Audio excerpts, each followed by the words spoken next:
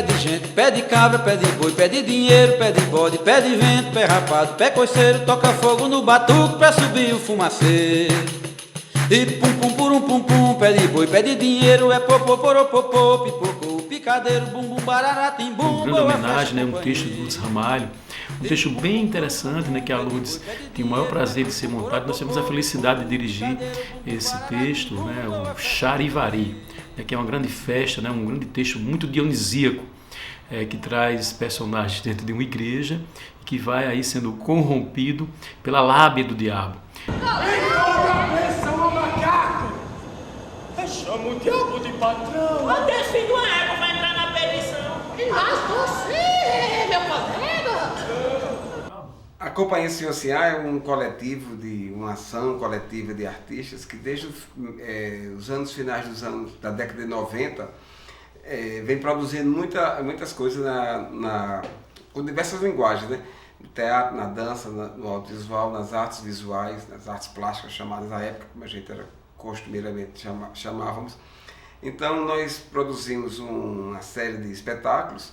Os espetáculos sempre eram multiculturais, multilinguísticos também, do ponto de vista da perspectiva artística. Então a gente tinha sempre teatro, dança e música ao vivo. E em paralelo a isso, umas ações construídas que se relacionavam com a construção também das narrativas visuais, né? Depois que chegamos ali em meados de 2000, o Senhor Sinhá já tinha uma trajetória teatral, né? Iniciou com dança, depois houve o convite do Hipólito Lucena para fazermos esse núcleo do Senhor Sinhá de artes dramáticas, né? De cênicas e de teatro, naturalmente. Nós fizemos vários espetáculos, né? Tem um aspecto popular, com personagens dos foguetes populares, e iniciamos aí, chegando já nos anos 2000, o boom do milênio, como se falava. Nós fizemos 2 espetáculos bem interessantes, né? Inclusive um dos quais foi para a Europa, na turnê do Senhor Sinhá, né? Fuá na Casa de Seu Cabral. Um espetáculo que fala aí sobre a brasileiridade, sobre a regionalidade brasileira e sobre as contendas, né, que as culturas brasileiras vão aí se formatando dentro desse grande Brasil.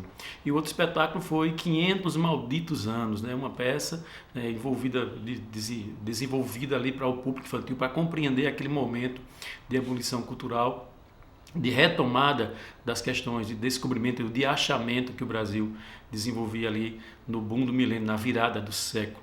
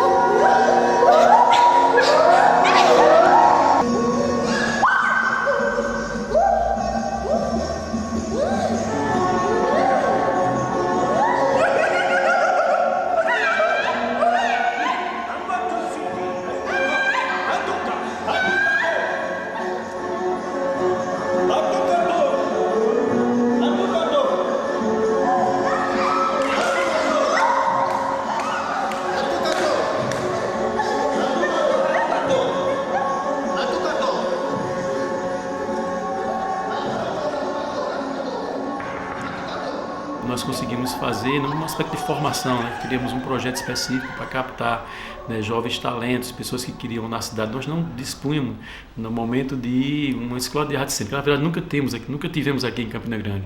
E aí os grupos, né, e o Grupo Senhor Sinhá também, tem esse papel de promover o acesso, né, a formação às pessoas que estão ali iniciando. Então, nós fizemos um processo inicialmente de convocação de jovens, né, estudantes ali do ensino médio, para fazer esse projeto, e na sequência fizemos uma composição desse texto belíssimo, né, que é um cordel musicado, Charivari.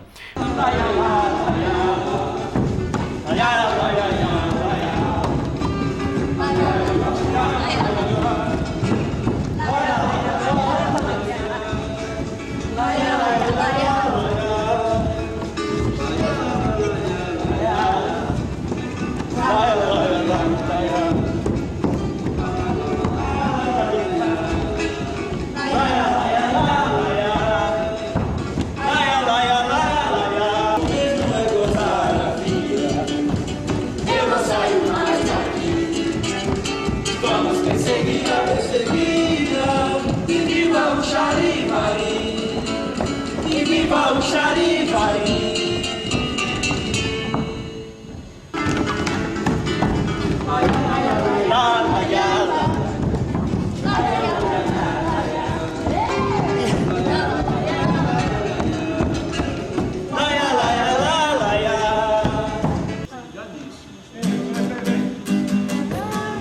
Calma. E foi um processo didático que eu comecei também por incrível que pareça, de exercer uma atividade pedagógica. Eu comecei também a transmitir o meu conhecimento em relação a teatro, né, a questão da atuação, né, da performatividade no teatro para os meninos.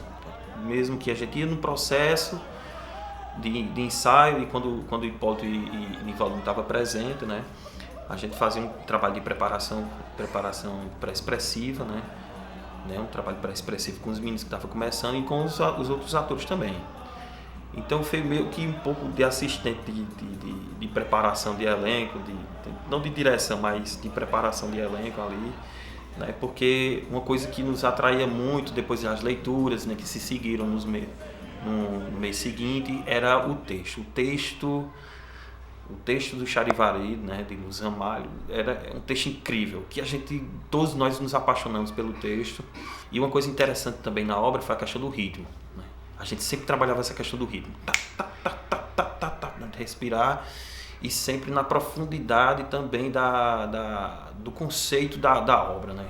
Da coisa profana que acontecia no contexto, né? no enredo da obra, né? Essa coisa como é que eu posso falar, do libido, né, de mostrar mais o libido, da coisa carnavalesca, né, a história do Dionísio, né, do vinho que provocava, e isso também fez a parte da composição da criação do personagem, né? Cada um foi criando seu personagem, e a gente foi se divertindo com aquilo ali, a gente foi se tornando um carnaval para a gente estar aquilo ali, e como eu gosto de carnaval, né, e isso foi muito contagiante. E nessa ramadiola está todo mundo enrascado!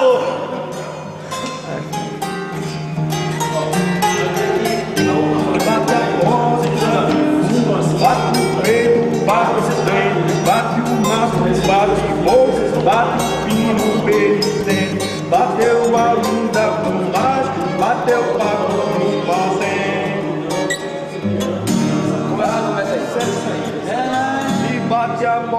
Eu nunca tinha trabalhado com teatro, porque a minha ideia de composição sempre foi a partir de temas, de ideias, de situações do cotidiano, às vezes até vivências pessoais. E eu comecei a compor música com 10, 12 anos de idade, quando eu pegava letras de músicas em inglês e tentava fazer versões em português. E aí me vem uma provocação de Nivaldo e Hipólito que eu pudesse apresentar, no sentido de que eu pudesse apresentar uma proposta para criar uma trilha sonora de uma peça, de um projeto, né, de uma ópera, efetivamente, que já vinha com música dentro, porque, na verdade, o Charivari, ele foi concebido com música dentro dela o tempo inteiro. Aquela história, essa história tem música de ponta a ponta, tem dança e a dança pede música todo o tempo. Então, quando me mostraram a primeira ideia, eu acredito que 5 minutos depois eu compus a primeira música, brincando, conversando, quando eu entendi a lógica da proposta, num café, num determinado dia à noite em Campina Grande, e eu comecei a criar uma ideia e comecei a contar uma história que era a abertura. Vamos perseguir a perseguida e viva o Charivari. E viva o Charivari, e viva o Charivari, o mesmo é O que mais interessante, que estimulou assim mais o grupo, né, o elenco, foi a questão da musicalidade, né? Isso foi uma coisa desafiadora para o elenco, né? Além do mais isso aí, que a gente cantou, né, junto com os músicos, a gente dançava, tinha a coreografia, e a música foi o fio condutor também, ajudou nesse fio condutor da obra, né, para a construção da dramaturgia da obra. E para mim, assim, foi um choque impressionante, porque o que tinha naquele texto, na verdade, era a ideia de um grande congraçamento humano, pensando a vida, pensando as relações, o papel da mulher, do homem, da igreja, das crenças de modo geral. Você pega aí, pegando o ritmo, mas fazer uma falada, vamos pegar do começo aí, falar mesmo, né? Compor uma música em parceria com Lourdes Ramalho, porque quando ela começou a criar cada texto, ela já criou um texto que pedia um determinado tipo de música, um momento de ensimesmamento, um momento de festa, de expansão, um momento de abertura, um momento de crítica, de dúvida. Então cada momento daquele pedia um estilo de música. Então, como eu, conhecendo o teatro do Lourdes Ramalho, já tinha referências importantes em relação à sua influência ibérica, a nossa influência ibérica, da cultura ibérica de modo geral, no nosso teatro, na nossa cultura, na nossa musicalidade e na nossa cantoria de viola, no nosso forró.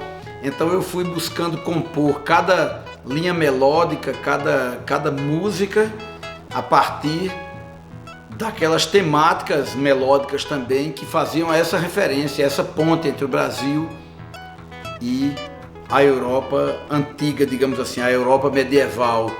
Então, todas as cenas, em todos os momentos, ao tentar criar cada música, eu tentava criar uma melodia que referenciasse esta relação com as referências do baião, da viola, do baião de viola, da cantoria, até do frevo também nesse sentido. Então todas as ideias que vinham pensando em cada momento fazer um link, criar um link com essa história anterior que foi pensada originalmente por Lourdes Ramalho. Chegou um momento em que a obra ela já estava quase formada, né? Já estava pronta para receber o figurino, o cenário, e a gente foi fazer um ensaio, né, para Dona Lourdes Ramalho, né? Ela nos recebeu como da outra vez já tinha ido lá, com aquele queijinho gostoso, né, na mesa dela, onde ela recebe sempre os artistas, e conversamos com ela. Primeiro tivemos uma conversa, né, com ela, e depois passamos um ensaio ali mesmo, né, como se fosse teatro de rua. E aí depois do ensaio, e ela falou ainda, olha, se vocês quiserem, eu posso fazer um trabalho de vocal com vocês, um treinamento de vocal aqui com vocês. Ela gostou muito, né, do ensaio, porque eu acho que uma característica do grupo, do elenco, é a energia que o elenco tinha com a obra. O ritmo não deixava a peteca cair, não. Isso é importante demais, principalmente para teatro de roda, né? Teatro que acontece, né, no formato de roda. E aí tivemos esse encontro com ela, que foi um encontro maravilhoso, né? Que eu agradeço aos céus, a Dionísio, por ter esse momento, né? Que eu tive a graça de ter 2 encontros com ela. Um momento importante que é o detalhamento do figurino, né? Como é que ia ser a figuração das indumentárias de cada personagem. Então eu decidi, enquanto direção, trabalharmos com desnudamento, porque o texto, vamos lembrar, ele trabalha com uma revelação das impurezas, das hipocrisias, né, das dificuldades amorais, né, que o cristão, né, ali tem dentro da igreja. E a Lourdes Ramalho, com muita sabedoria, como eu já disse, coloca a tentação, né, desse cristão dentro da igreja. Então, ele não é no mundo mundano, como se diz, mas é no mundo sacro, né, no mundo sagrado, que revestido, né, o diabo com o seu galanteio, né, é um demônio, né, bonito, né, um demônio que vai dialogar com os desejos. Essa música vai embora. Deixa ele entrar. Pode passar, deixa ele entrar. Deixa a pessoa entrar. Ah, lá hoje é morro.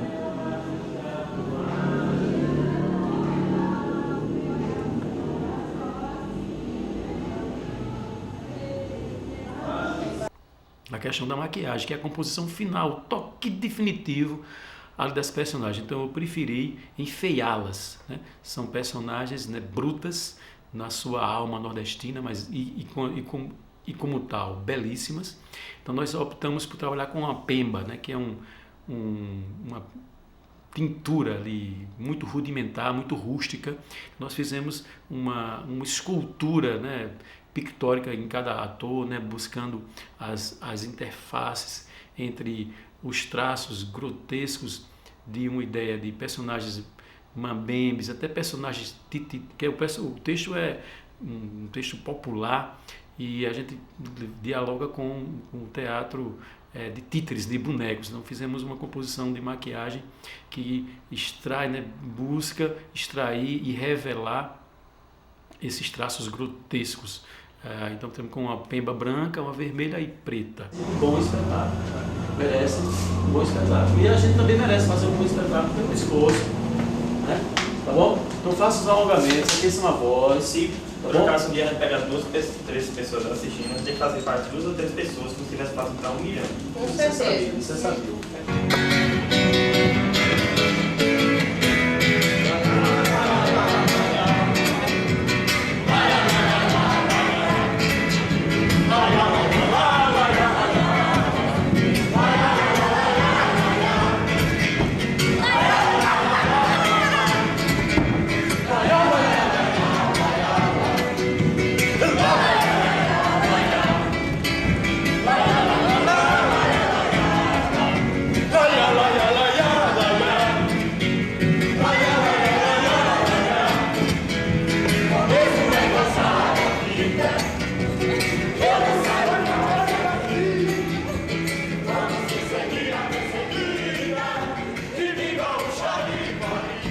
Desde o começo da série, eu tenho uma preocupação muito boa, né, com o espectador.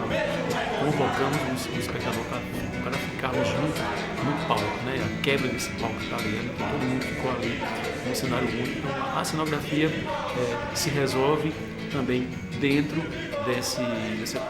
dessa consideração de que o espectador está ali também presente, como se estivesse dentro de uma igreja assistindo a um ato sacro.